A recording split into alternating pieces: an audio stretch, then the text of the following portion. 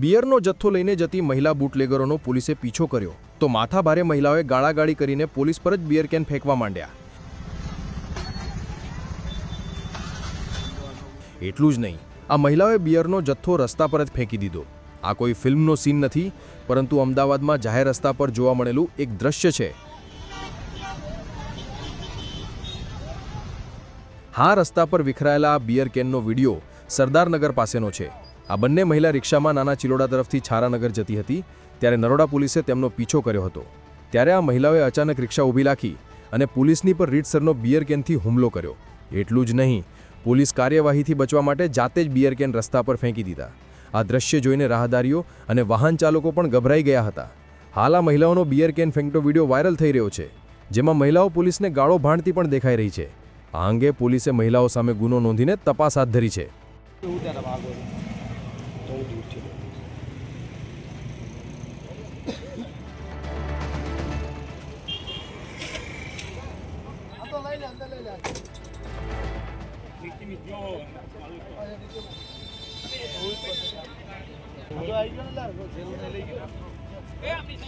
કાગળ ઉપર